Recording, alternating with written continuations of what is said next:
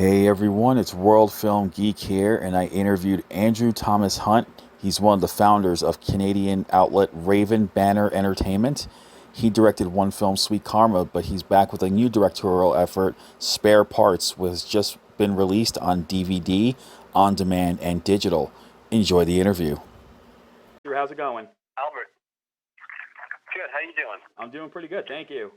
Man, I gotta tell you, Yeah. I watched Spare Parts yesterday, and I was blown away with it. This is the type of movie that I absolutely love watching. Oh, fuck. Thanks, dude. I really appreciate that. Yeah, I grew up watching these type of like exploitation films, or this manic kind of action horror hybrids. I grew up watching that, and so this was such a fresh take on that genre, and I absolutely thought it was mind blowing. Oh, truly. Yeah. Thank you. Thanks. So, how did you get chosen to direct the film? Yeah. So, I did my first film like 12 years ago. A film called Sweet Karma, and in the last decade, was working with my partners on building Raven Banner as a brand, as a sales company and distribution company. Working with a lot of great filmmakers, getting their films made. But I'm a filmmaker at heart, and so I knew I wanted to obviously take on another film and not just help other people make their films.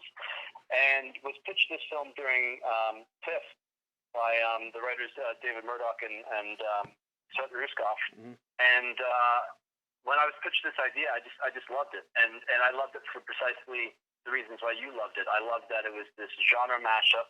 It wasn't quite horror. It wasn't quite action. It wasn't quite a revenge film. It had everything. It had all these great elements in it, and it was just a lot of fun without being comical. You know what I mean? Right. Listen, I love my fun, comical, goofy films. I love Turbo Kid and Psycho Goreman. But for my own personal sensibilities, I like things that aren't so comedic. You know what I mean? That are a little bit kind of darker and have a little bit more, I don't know, of a sinister bent to them. So Yeah. So that's why I gravitated to this one. I gotta say, with the character of the Emperor, Julian's character, I felt a vibe similar to Mandy, which the Nicolas Cage movie. He reminded me of Jeremiah Sand, minus the whole naked whole thing. But he reminded me of that character. Like he was this he had this cult leader to him, like the gods of the dirt is dry, and I'm thinking, oh my god, this is like I'm watching Mandy again, minus Nicolas Cage in the sense of that character, and I thought that was great. Yeah, and you hit the nail on the head in terms of that cult like personality. I love the idea. The original script had the character was he himself kind of like a member of that world in terms of like believing in it. You know what I mean? But for me, it was important to bring that aspect of him being a bit of a charlatan to it, that he was, the mastermind of this world, the leader of this world, but he himself didn't believe in it, that he just used it as a means of controlling others to do his bidding for his own, sick, twisted pleasure. So, yeah, I love the way that, Julian approached it. So, yeah, he's a great legendary Canadian actor, so it was a pleasure to work with him. And the four actresses who took on the role of Miss 45, which I love the name because I love the movie by Abel Ferrara.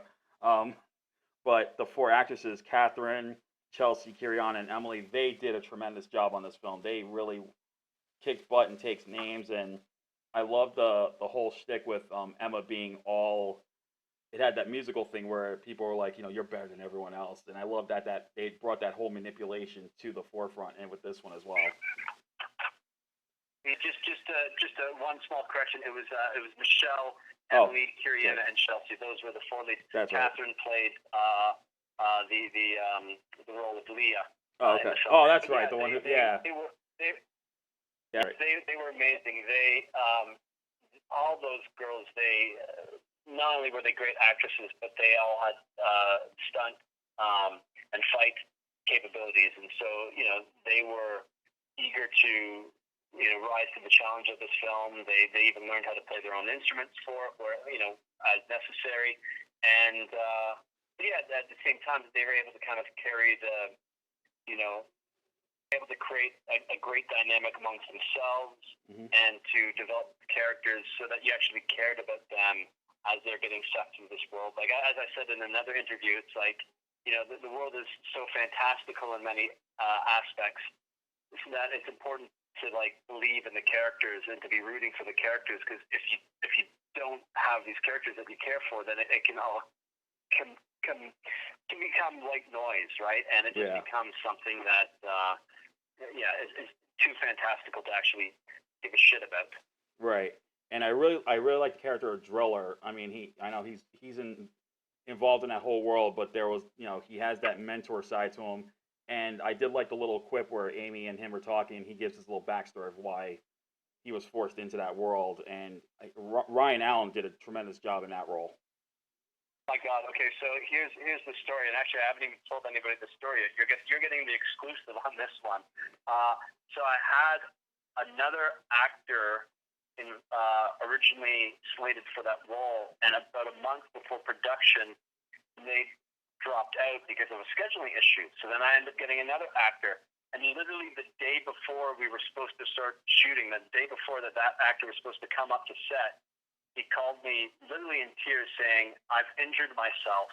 I can't lift my arm. I'm going to be in a cast for like the next 2 months. I can't do your role." And so that was like a Wednesday. We were supposed to start shooting. Actually, sorry, it was a Tuesday night. And we were supposed to start shooting then on a Thursday and with Driller, you know, first day of production with Driller. So we were scrambling, and one of my actresses, Michelle, said, "Hey, I know this guy, Ryan Allen. He's a great actor. He's physically imposing, and abilities." And he literally the next day he sent me an audition tape, and that was it. He was amazing, and wow, he came up literally like less than 48 hours later. We moved the Thursday shooting to Friday and just flipped the days. But he learned literally all of his lines as he was driving up, and also developed the character as he was driving up. It was so it's a testament to his talent that he was able to like get into the role so late in the game. Yeah, that's so awesome. Effortlessly. That's insane, man. I can't. Wow, that's what I call a quick got done quick. He just like bam, bam, just showed up and I'm ready. Let's do this. And damn, that's amazing. Well, is he actually went to an acting class that Julian Richings taught. So it was kind of fortuitous that he had actually learned some of his techniques and whatnot from Julian Richings. Wow. So there you go. Talk about small world. Yeah. Well, I saw the credits, and a couple years ago, I got to interview Chris Mark for his film Kill Order that he starred and choreographed. And to see his name as fight choreographer here blew my mind, because I think he's such an amazing talent, both in front and behind the cameras with his fight choreography. And to see that he worked on this film was amazing. And he must have done a heck of a job working with you on getting the shots right and everything with his brother James, who was the stunt coordinator. That must have been a blast shooting the action scenes. Glad that you made that connection. Yeah, we saw Kill Order. Obviously, we were involved. Raven Bennett was as the Canadian distributor of that film. And yeah, you know, James and Mark, guys are such talent, you know. And so working with their team was amazing. They were just so efficient, and you know, they brought a great level of professionalism to it, but also like, you know, they knew how to do this stuff on a limited budget, you know, and they knew the most efficient way to and that's for sure. Hello? Hello? All right, can you hear me? Yeah. Okay, there we go. Okay. Yeah, I think it got cut off for a second there, but so yeah, they know how to work with small budgets. I mean, I noticed that. You know, I know Chris has worked on other big projects. You know, I know he mentioned Scott Pilgrim versus the World. He gave me a funny story on that he doubled for Scott Pilgrim and had to wear a pretty bad mask. But to see his choreography here was just really good. Yeah, yeah. Well, that's it. James and Chris, they, what we did is sorry, Tatum, I heard you need to cut us off. But yeah, we basically pre-visualized the entire fight sequences in advance with James and Chris's stunt team, and then when we got to set, we literally then just shot what we needed to shoot in order to get the scene. So we literally shot all the fight sequences within 6 days. And then we used another 12 days to shoot the narrative because our production schedule for the whole film was 18 days. So that's how we managed to tackle it. That's awesome. So Spare Parts is coming out June 1st on DVD and digital. And those who love another Canadian horror film with great action and something original in terms of the story, they're definitely going to check out Spare Parts. And Andrew, thank you so much again for taking the time to talk about the movie. Hey, thank you, Albert. All right, you take care.